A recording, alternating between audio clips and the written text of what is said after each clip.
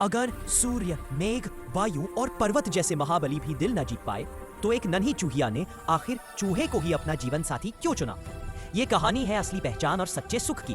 गंगा नदी के पवित्र तट पर एक शांत आश्रम था जहां महर्षि विश्वरूप अपनी पत्नी के साथ तपस्या में लीन रहते थे। दोनों संतानहीन थे पर उनका जीवन सेवा, भक्ति और दया से परिपूर्ण था। एक दिन महर्षि गंगा किनारे आचमन कर रहे थे कि तभी आकाश से एक नन्ही चूहिया उनकी हथेली में आ गिरी। ऊपर एक बाज उसे उड़ाकर ले जा रहा था पर अचानक उसके पंजों से छूटकर वह नीचे गिर गई। महर्षि विश्वरूप ने करुणा से उसे पीपल के पत्ते पर रखा और गंगा जल से उसका उपचार किया। उनके तपोबल से चूहिया के प्राण बच गए। दया से प्रेरित होकर महर्षि ने उसे एक सुंदर कन्या के रूप में बदल दिया और आश्रम ले आए। उन्होंने अपनी पत्नी से कहा, इसे हमारी अपनी पुत्री समझकर पालना। मुनि पत्नी ने उसे अपार प्रेम से पाला। 12 वर्षों में वह कन्या सुंदर, संस्कारी और समझदार बन गई।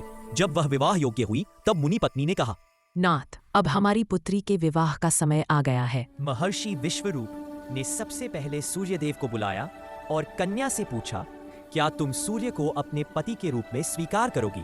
कन्या विनम्रता से बोली, आत, यह तो अत्यंत तेज और अग्नि समान गर्म है, मैं इसे स्वीकार नहीं कर सकती। सूर्यदेव ने मेघ को श्रेष्ठ बताया। मेघ आया पर कन्या बोली, ये बहुत काला और भारी है।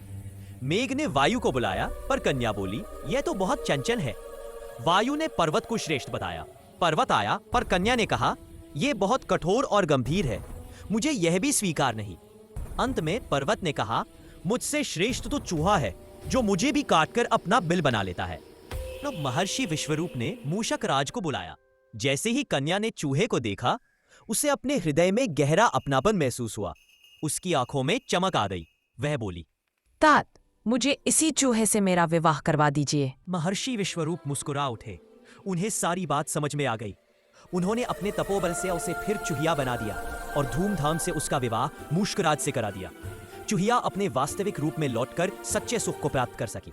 जीव जिस योनि में जन्म लेता है उसी के संस्कार उसमें बने रहते हैं। स्वभाव नकली उपायों से नहीं बदले जा सकते।